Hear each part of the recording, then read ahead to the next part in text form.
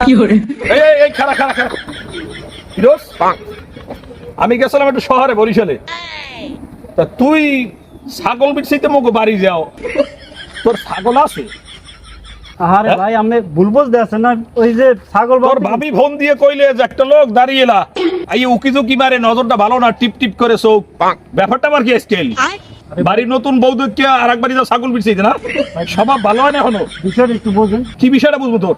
ভাই মুই তারপরে মুই গেলাম একটু কাজ কাজের একটা ও বিষয় বুঝাইতেছে আমারে। এসব এসব পাইছো কে বেটা? মানুষের বাড়ি করে যাই ছাগল বিছাও, তুই ছাগল বিছাইতে আমার ঘরে ঢুকবি?